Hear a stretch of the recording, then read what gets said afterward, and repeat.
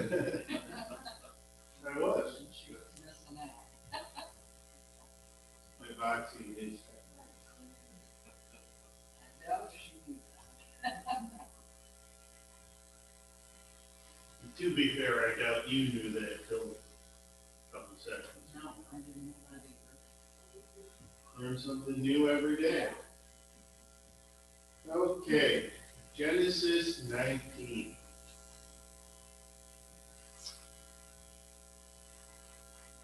Genesis is not filled with happiness and life.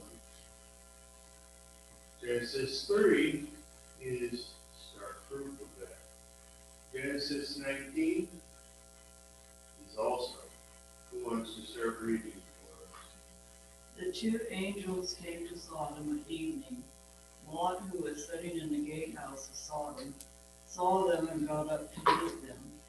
He bowed down with his face to the ground and he said, "See now, my lords, please turn aside into your servant's house and spend the night. Wash your feet and get up early and go on your way." They said, "No, we will spend the night in the street." But he kept urging them, so they came to him and entered his house. He made them a feast and gave them leavened bread and they ate. But before they lay down, the men of the city, the men of Sodom, surrounded the house, both young and old, all the people from all parts of the town. They called for Lot and said to him, "Where are the men who came with you tonight? Bring them out to us that we may be intimate with them." Lot went out to them and shut the door behind him. He said, "Please, my brothers, do not act so wickedly. See now, I have two daughters who have not had relations with a man. Please let me bring them out to you, and you may do to them whatever seems good to you. Only do not do anything to these men, because they have come under the protection of my roof." They said, "Get out of our way." They also said, "This fellow came to live here as an alien, and now he appoints himself as a judge. Now we will treat you worse than men." They kept pushing Lot back and were ready to break down the door. But the men inside reached out and grabbed Lot and pulled him into the house with them and shut the door. They struck the men who were pressing against the door of the house, both young and old, with blindness, so that they wore themselves out trying to find the door. And they said to Lot, "Do you have anyone else here? Son-in-law, your sons, your daughters, whoever you have in the city, get them out of this place. For we are going to destroy this place." Because the outcry of this thing has grown great before the Lord. So the Lord has said, "Come soon your sons to destroy it." So Lot went out and spoke to his son-in-law, who were pledged to his daughters and daughters. He said, get out of this place, for the Lord is going to destroy the city.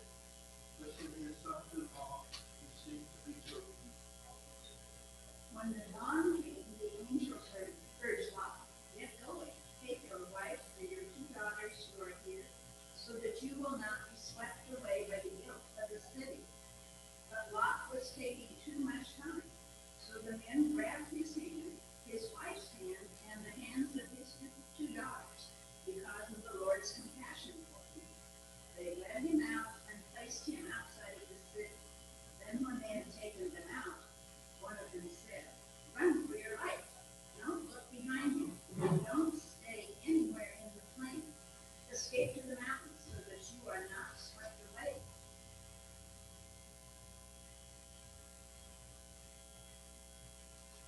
Lot said to them, "Oh no, my lord. See now, your servant has found favor in your sight, and you have shown me great mercy by saving my life. I cannot flee to the mountains, or this disaster will stick with me and I will die.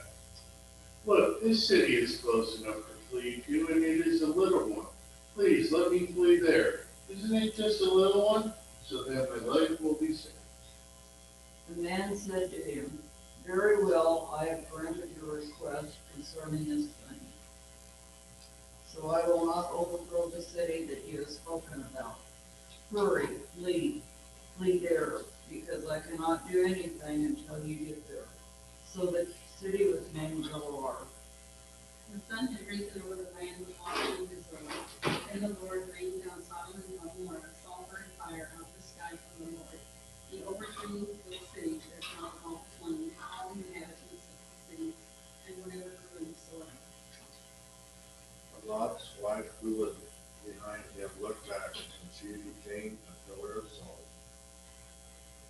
Abraham got up early in the morning and went to the place where he had stood before the Lord.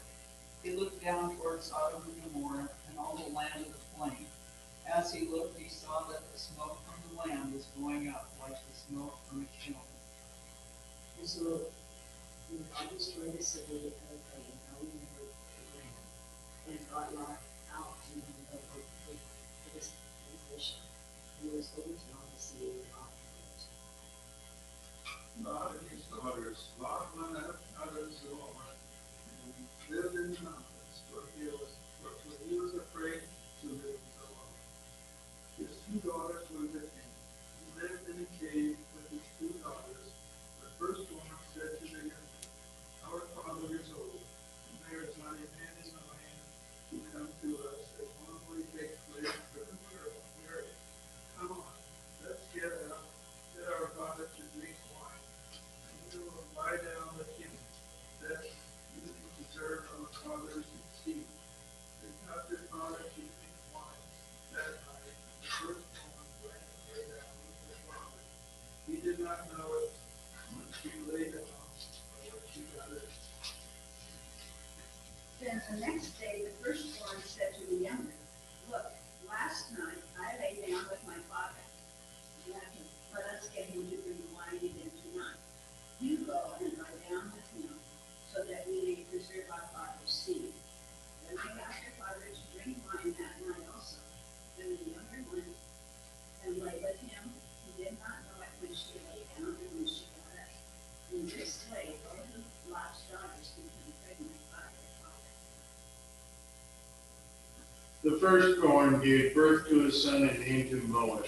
He is the father of the Moabites to this day. The younger also gave birth to a son and called his name Ben-Ami. He is the father of the people of Ammon to this day.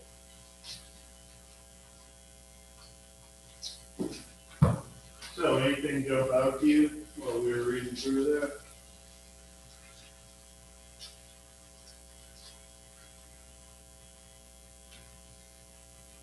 Heck of a situation.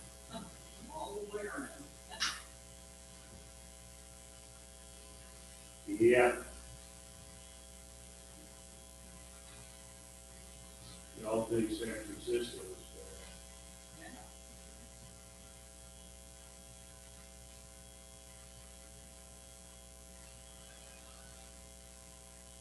So, well, first question.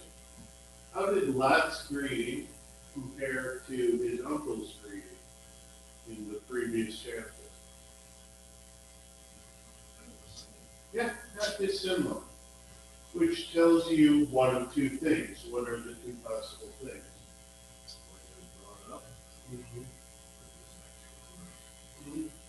This is either the cultural response, what's expected of them, or it is just something that either Abraham talked a lot, or this is how that entire family was. What was Lot's solution for his aggressive neighbors? His daughters did. Well, these guys are guests, but you know what I yeah, daughters. Here you go. He's willing to give his own daughters. I don't have a daughter. I can't foresee this ever being my impulse were I to have one though.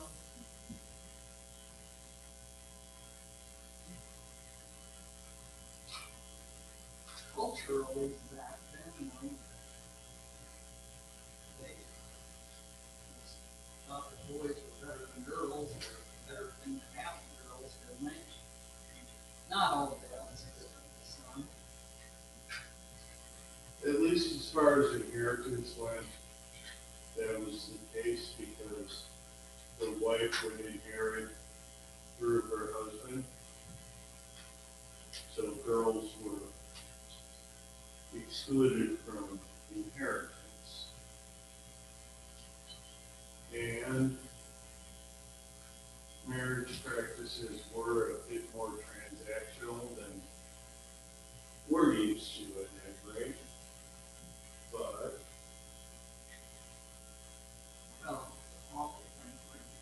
Yeah, It looked like a mouth.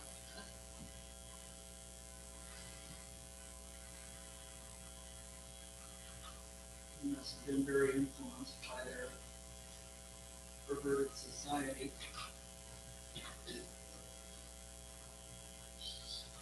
well, there's something to understand about love. What do we know about love? What is everything we know about it? A little on the selfish side. A little on the selfish side. Why do you say that? Well, he picked the best land for himself. Yes. He picked the best land, the easiest land. The two times we hear him talk in the Bible are here and when he's picking the land. Other than that, his words are not recorded. And both times, he's in a, not a fun situation. My uncle and my uncle's herdsmen and mine are fighting. That's not fun. That's not something you want. These men are out here to rape my guests. That's not fun. That's not something you want. And each time, Lot's solution was to do something easy. He did something easy. Oh, he's giving me a choice. I'll take the land. Well, these guys want something. Well, you know, hospitality is important. I gotta keep my guests safe. So I'll give up my daughters instead. Now, I hesitate to judge people who are in situations I've never been in myself because I don't know how I personally would react. But I have a pretty good inkling on how I would have reacted in this situation, and it would have ended up with me being dead, but yes. If he had given his daughters, then at the end of the chapter, when they carried his seed, produced from his seed, that would not happen. Chances are. Well, So then his seed would have not, he would have the Moabites and Ammonites. that might not. Who knows? I've been very short-sighted on this. Group of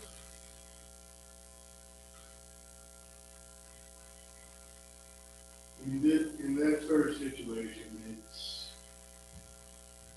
rare for the daughters to survive sexually.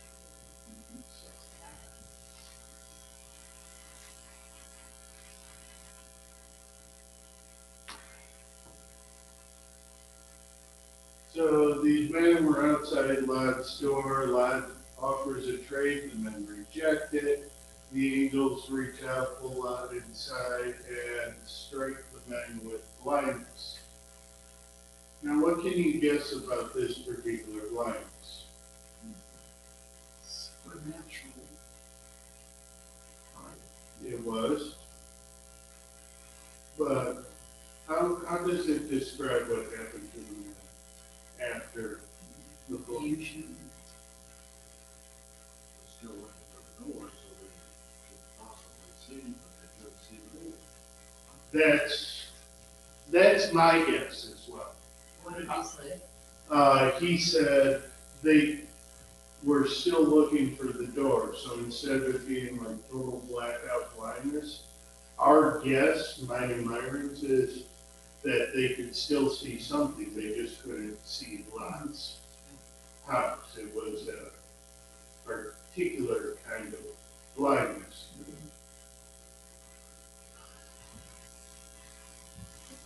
I'm not qualified to speak on this, but Nancy might be. Well, being blind, I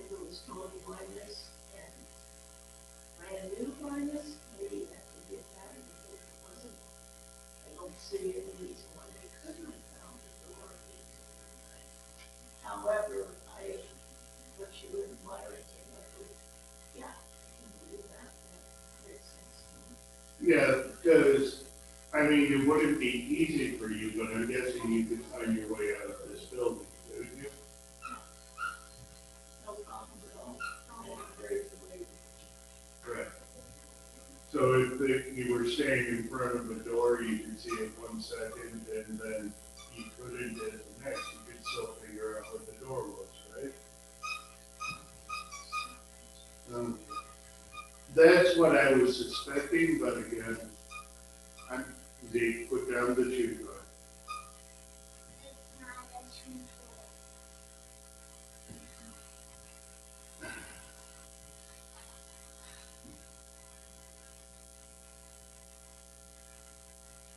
So why didn't the son-in-laws or future son-in-laws come along? No, they didn't believe in the God of Abraham. That was all a joke. It's a weird joke.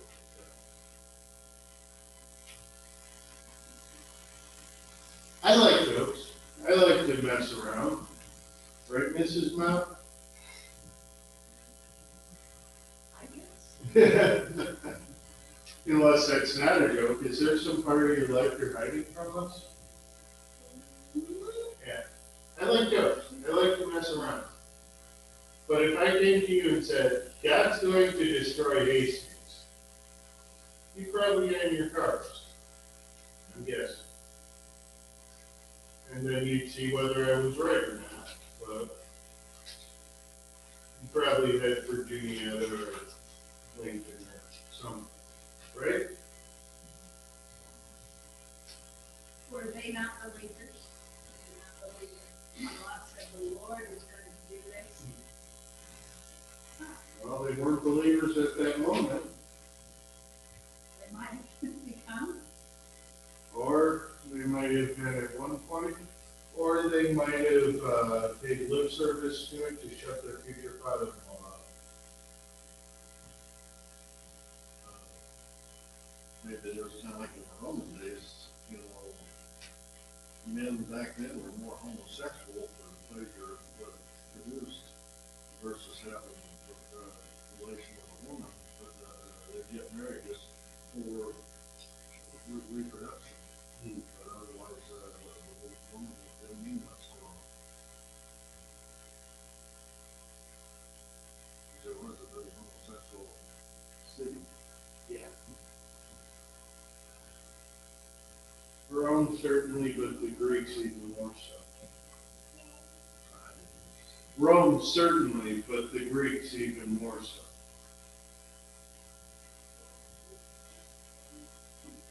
I have, literally all we know about these guys is Lot warned them and they refused to come along. Which at the very least indicates an incredibly weak faith, if any is present at all.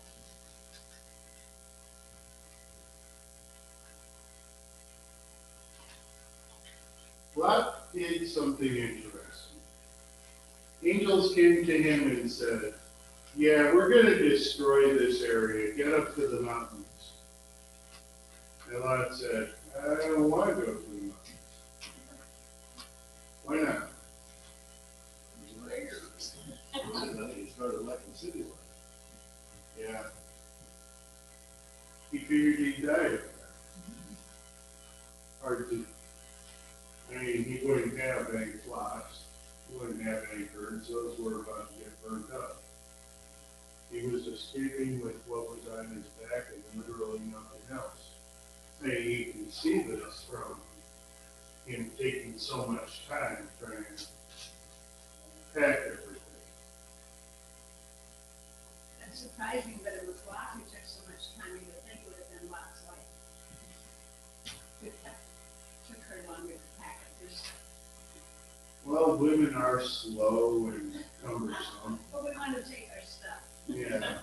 You'd have thought he'd have been saying, let's go. But he didn't.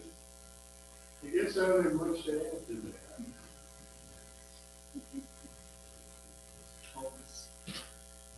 pussy diddling around and like he's killing them. as opposed to his wife. Carol was assuming it should be his wife who took forever. Because you know how women are, right?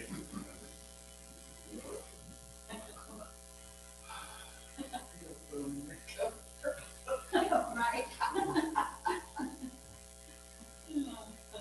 Well, but back in those days, the thing that I wonder about is, I would assume back then that wives were more obedient and more.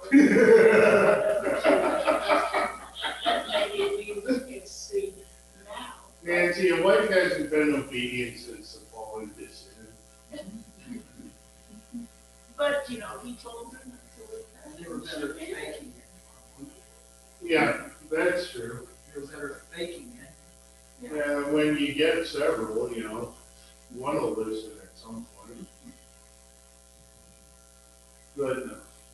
But, you know, she was ready to go with a lot, but then when he said, they were told, don't look back. I imagine that conversation going like this. Okay, I got this, I got this, we should be able to eat with. Honey! The angels just said they're gonna blow up the city and you're here trying to figure out which one of your favorite staffs you're gonna bring along. We gotta go! Well, I got this one. This was a gift from Uncle Abraham and I can't leave that be. Honey, we gotta go now!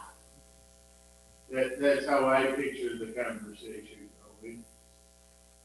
And look back when she was thinking of what she left behind when you said, Who knows why she looked at that's, we are not told. that? Nope. Could have just been in horror the way you can't look away from a train. Who knows? Guessing why people do things when we have very little idea of what's going on in their head sometimes has its place, but why Lot's wife did what she did has been a matter of debate and questions and all that sort of stuff for literally thousands of years. All we know is she wasn't supposed to, she did, and turned into a pillar of salt.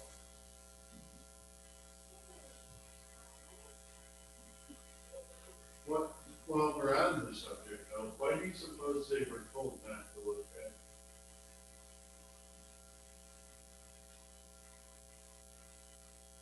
So it's a sign of trust in the Lord completely and not long for what you left. Certainly. Any other thoughts? What was the question? Why were they told not to look back?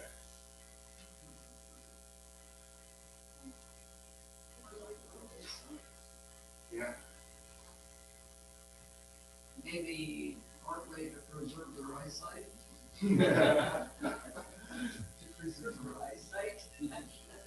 I hadn't thought of that, but you know, that makes sense. Atomic blast. Well, that's. Again, we're not told, we're working in guesses here. But my best guess would be they're trying to preserve them from what would be a terrible thing to witness. Have you seen a city destroyed before? Can't be crazy.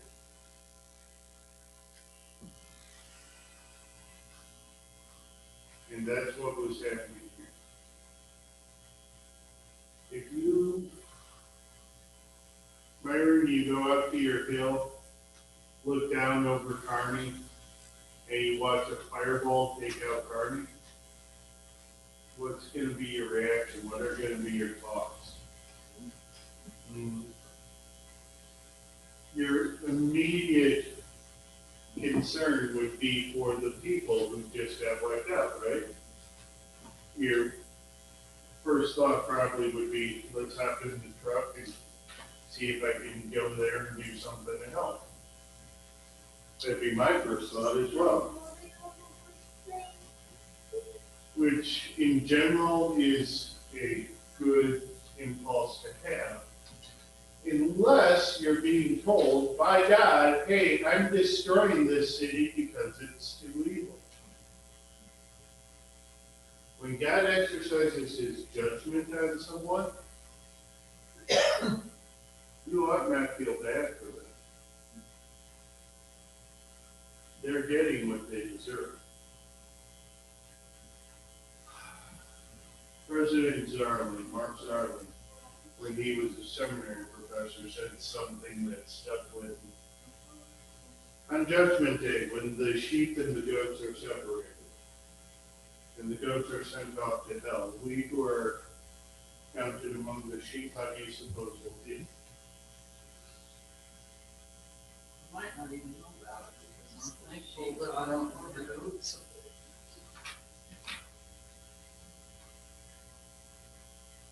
Well, certainly, we'd be thankful, Elsie.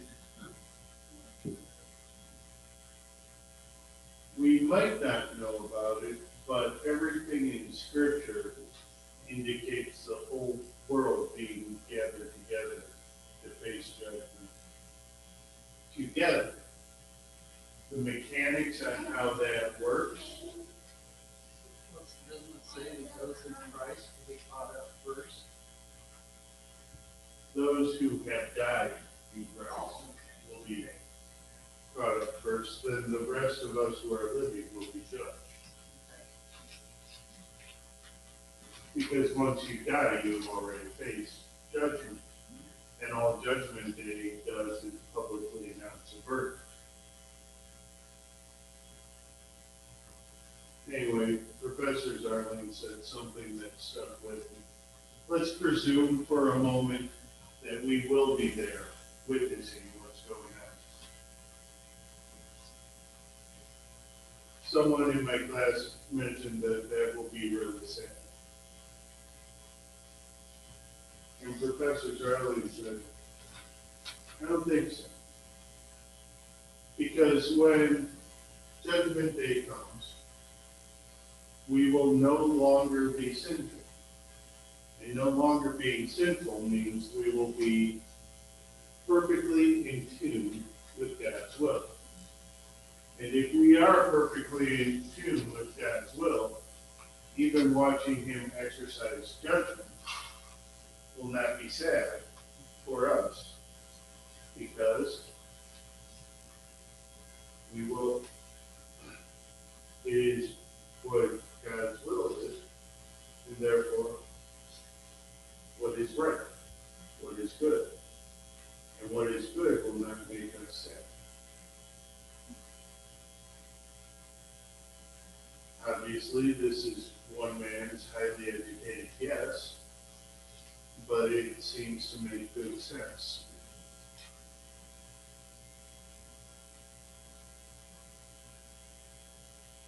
You have a thoughtful look in your face. I think I agree with that. Me too.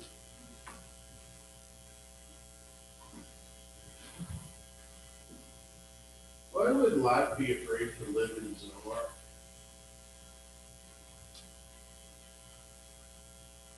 I'm seeing the same stuff before, and then the other two cities, I don't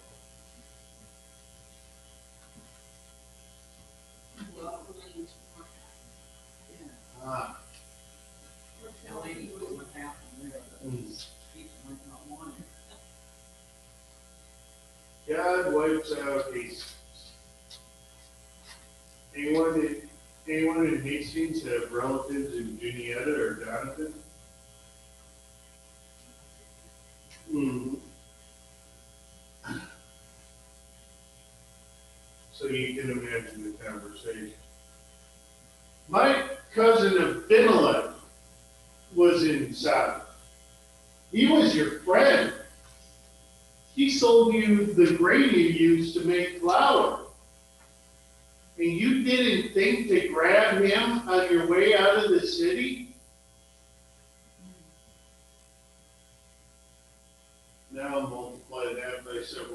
thousand, and that's day-to-day life for Lot and Zoe.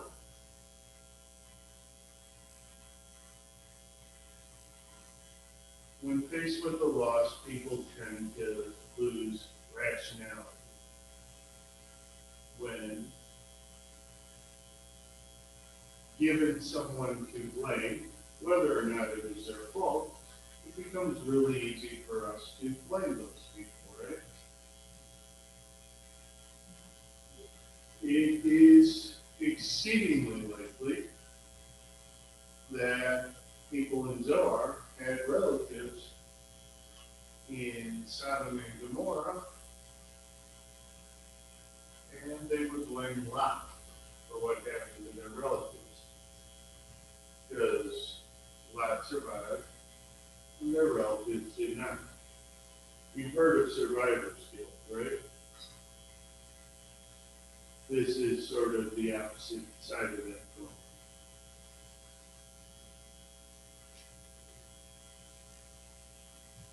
And Carol hinted at this already. What was the result of Lot's daughter's actions for the children of Israel?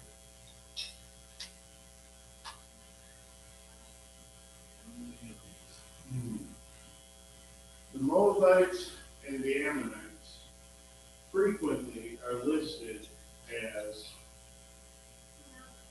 if not enemies, definitely not friends of the children of Israel when they returned from Egypt, what, roughly 600 years from now?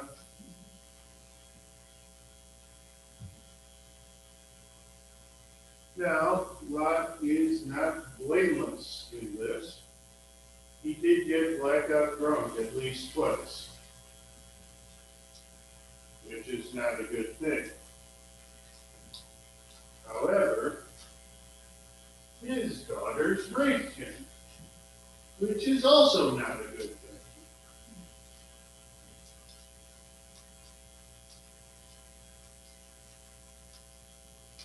This is kind of a depressing chapter.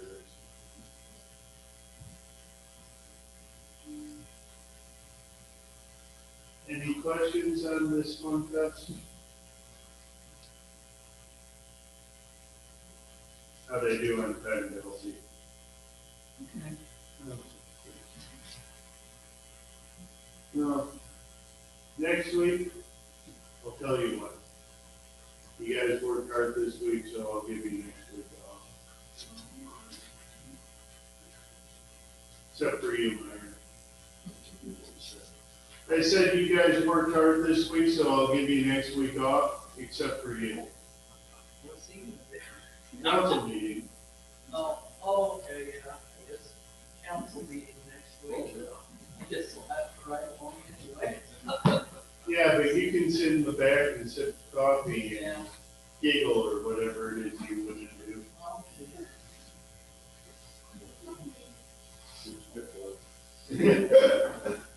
Yeah, it seems more likely. The sign on the lawn looks very welcoming. Don't talk to me, talk to her. The sign looks very welcoming. It was a big circle.